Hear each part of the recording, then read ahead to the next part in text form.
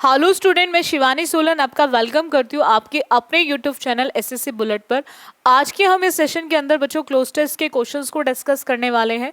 Cloze test बहुत ही important question है, आपके हर प्री एग्जाम में आ रहा है। आजकल कॉम्प्रीहेंशन आए ना आए प्री में, बट क्लोज टेस्ट आपको हर एग्जाम के अंदर मिलेगा। क्लोज टेस्ट क्या होता है, किसको क्लोज टेस्ट बोलते हैं, किस तरह से क्लोज टेस्ट को करते हैं, मैंने बहुत सारे सेशंस ऑलरेडी एसएससी बुलेट पे ले लिए हैं। तो कुछ ऐसे भी स्टूडेंट्स होंगे जो फर्स्ट टाइम देख रहे होंगे सेशन को, तो मैं उनको समझा देती हूँ एक बार। क्लोज टेस्ट जो होता है बच्चों, एक इनकम्प्लीट पैराग्राफ होता है। क्लोज टेस्ट जो होता है वो आपका एक इनकम्प्लीट पैराग्राफ होता है, और जो भी पैराग्राफ आपका इनकम्प्लीट है ब्लैंक फॉर्मेट में, उसको डेफिनेटली आपको क्या करना है, कंप्लीट करना है। इसको कंप्लीट करने के लिए बहुत सारे स्टूडेंट्स को डाउट होता है कि हमारा रीडिंग पार्ट बहुत अच्छा होना चाहिए तो हम क्लोज टेस्ट को कर सकते हैं, ठीक है। बट ऐसा नहीं है। क्लोज टेस्ट के लिए आपकी ग्रामर पे कमांड होनी बहुत ज़रूरी है। ग्रामर पार्ट बहुत स्ट्रांग होना ज़रूरी है।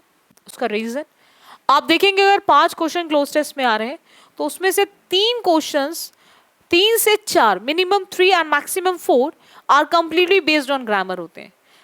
और वोकैब और रीडिंग की बात करें, मिनिमम 1 एंड मैक्सिमम 2 होते हैं। तो वहां पर आपको रीडिंग से ज्यादा किस पे कमांड होनी चाहिए, ग्रामर पार्ट पे। तो अगर आपका ग्रामर पार्ट बहुत ही स्ट्रांग है तो आप क्लोज टेस्ट के क्वेश्चंस को बहुत इजीली कर सकते हो, ठीक है।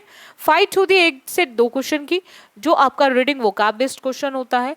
तो अगर आप 3 से 4 क्वेश्चन कर रहे हो तो आपको उसका भी आइडिया इजीली लग जाता है, ठीक है। चलेगा, नेक्स्ट आते हैं। आज हम सीखेंगे इसको, क्वेश्चन को। सीएचएसएल का क्वेश्चन है बच्चों, ये सीएचएसएल में आ रखा है क्लोज टेस्ट 30/5/2022 का। पॉइंट क्या है, the contract dash the author and the reader is a game. जो कॉन्ट्रैक्ट है ऑथर और किसके बीच में, रीडर के बीच में, एक गेम है, ठीक है, एक खेल है। अब हम बात कर रहे हैं यहां पर एज की, बिटवीन की, बिफोर की या फिर बिसाइड की। हम बात कर रहे हैं बच्चों ऑथर की और रीडर की। जब भी आप दो लोगों की बात करें, यानी कि जब भी आप दो पर्सन्स की बात करें, या फिर बच्चों आप दो थिंग्स की बात करें, दो लोगों की बात करें या फिर दो चीजों की बात करें, तो वहां पर आपको ध्यान रखना है हम यूज करते हैं बिटवीन। वहां पर हम यूज करते हैं बिटवीन। बिसाइड का मतलब होता है जब भी आप बात करते हैं के पास और के निकट, एट द साइड ऑफ, जिसको बोलते हो के पास या फिर के निकट, किसी भी जगह के, किसी भी पर्सन के पास, at the side of, at the side of, that is beside. और बिफोर मतलब पहले, और एज मतलब जैसे। तो यहां पर आपको ध्यान रखना है जब आप दो लोगों की बात करोगे तो वहां पर आपको यूज करना है बच्चों बिटवीन। चलेगा, नेक्स्ट आते हैं। नेक्स्ट उसने बोला है, and the game is one of the greatest inventions dash western civilisation. वो जो गेम है वो आपके बहुत सारे आविष्कारों में से एक महान आविष्कार के रूप में है, ठीक है। किसको लेके, एक वेस्टर्न सिविलाइजेशन को। तो वेस्टर्न सिविलाइजेशन की बात करें, सिंस का यूज होता है या तो कनेक्टर फॉर्म में, ठीक है, जब से, या फिर आपका प्रीपोजिशन फॉर्म में, ठीक है, और वहां पर टाइम के फॉर्म में होता है, ठीक है।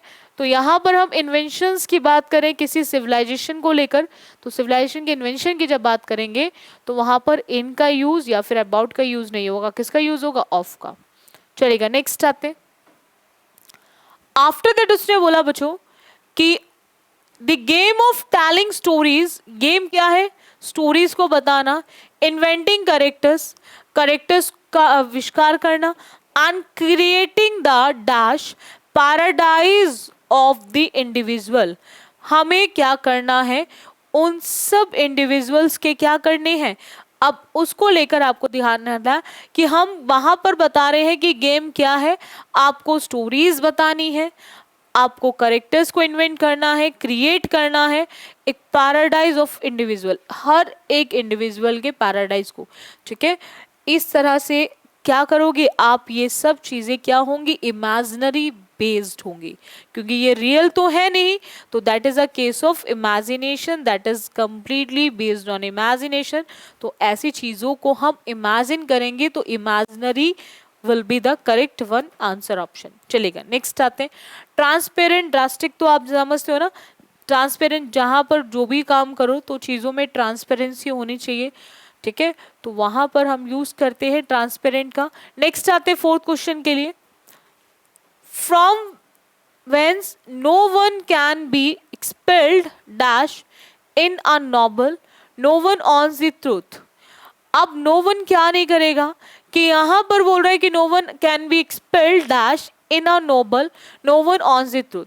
तो जहां पर चीजों को एक्सप्लेन किया जाएगा, रीजन बताया जाएगा क्यों नहीं हो सकता, तो रीजन बताने के लिए हम किसका यूज करेंगे, बिकॉज का यूज करेंगे।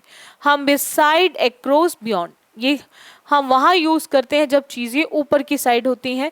एंड बिसाइड मैंने अभी आपको बताया था कि बिसाइड का मतलब होता है जब कोई भी किसी के पास हो, that is eight the side of, किसी चीज के पास, किसी पर्सन के पास। और जब रीजन डिसाइड किया जाएगा, जब रीजन डिस्कस किया जाएगा, तो वहां पर हम बिकॉज का यूज करेंगे। नेक्स्ट आते हैं, आफ्टर दैट उसने बोला no one on the truth and every one has the right to be dash and understood.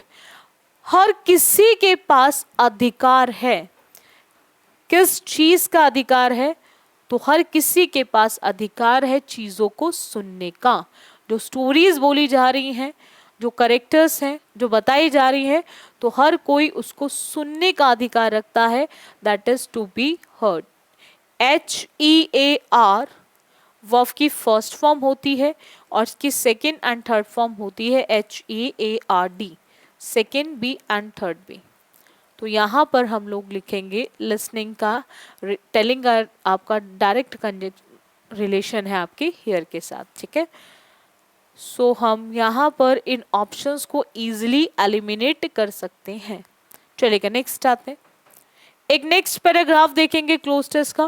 Competition वही जो आपका चल रहा है लाइफ में, अभी आप क्या करो, कंपटीशन में ही तो बैठे हो, जहां इतने सारे स्टूडेंट्स, इतने सारे अनएम्प्लॉयड बच्चे बैठे हुए हैं जिनको रोजगार की तलाश है, ठीक है। वही कंपटीशन बोल रहा है कि competition is a necessary prospect for dash individuals with particular qualities.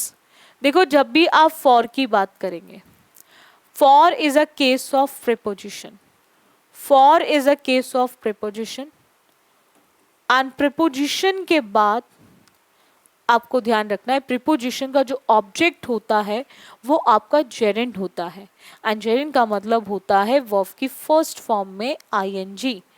तो आफ्टर फॉर हम लोग जो यूज करेंगे वो सेकेंड फॉर्म या फिर SORES या वर्ब की फर्स्ट फॉर्म का यूज नहीं करेंगे, ठीक है। ये दोनों प्रेजेंट में आते हैं और ये आपका पास्ट में आता है, तो हम क्या लिखेंगे यहाँ पे, ING फॉर्म का यूज करेंगे।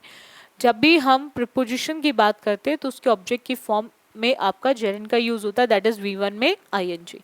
नेक्स्ट देखिएगा, अब उसने बोला with particular qualities but only those who can dash, only those who can dash, who can dash their minds to work.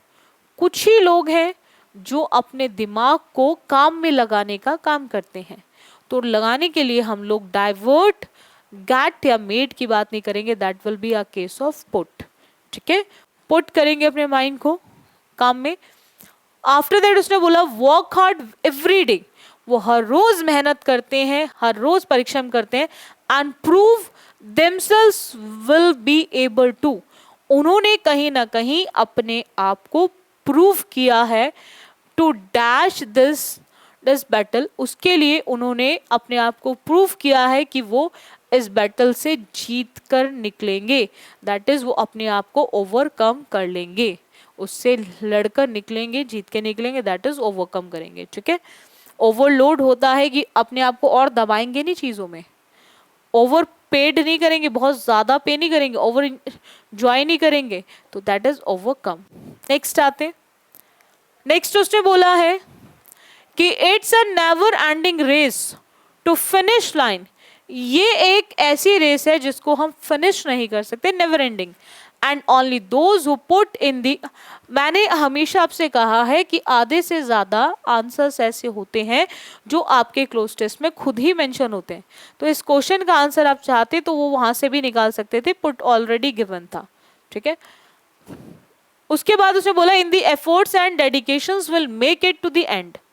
The outcome of any exam does not, जो outcome है exam की, जो outcome है आपके exam की, वो क्या नहीं होगी, does not dash on the last day, on the last day तक वो क्या नहीं होगी, अराइव नहीं होगी, पहुंचेगी नहीं, ठीक है।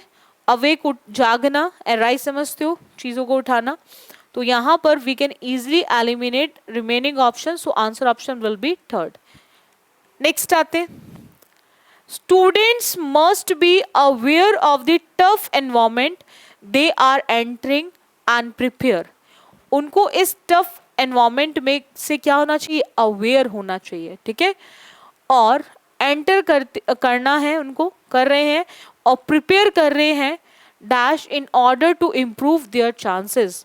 तो in order to improve their chances, तो उसी के वो अकॉर्डिंग अपने आप को मूव करने की कोशिश कर रहे हैं। तो वहां पर पॉइंट क्या आता है कि student must be aware of the tough environment. बच्चों को एक इस मजबूत जो होना चाहिए उस टफ टाइम से, जो बहुत ही मुश्किल है, परिस्थितियों से भरा हुआ है, उस एनवायरमेंट से बहुत जरूरी है अवेयर होना, ठीक है। कि वो जहां एंटर कर रहे हैं, they are entering and prepare, ठीक है, उसी के अकॉर्डिंग, उसी ऑर्डर में वो अपने आप को इम्प्रूव करने के चांसेस देखें, improve their chances, that is accordingly, ठीक है। तो यहाँ पर आंसर ऑप्शन क्या आ जाएगा बच्चों, थर्ड। बोलो इतना क्लियर हुआ। बाकी जिन स्टूडेंट्स ने अभी तक एसएससी बुलेट चैनल को सब्सक्राइब ना किया हो, वो बच्चे सब्सक्राइब कर ले। डेली लाइव क्लासेस लो, आपकी 4:15 से 5 आपकी लाइव क्लास चलती है रेगुलर, मंडे टू फ्राइडे, आप उसे अटेंड करिए। बाकी आपके हर सेशंस चल रहे हैं आपके एसएससी बुलेट पे, वोकैब बुलेट सीरीज चल रही है, आपका ग्रामर पार्ट चल रहा है, उसके अलावा आपका प्रैक्टिस पार्ट चल रहा है। तो मैं आपसे यही बोलूँगी कि आप रेगुलर क्लासेस लीजिए, रेगुलर क्लासेस अटेंड करो आप सभी बच्चे, और जितना हो सके आप अच्छे से चीज़ों को प्रिपेयर करिए, तैयार करिए, ठीक है।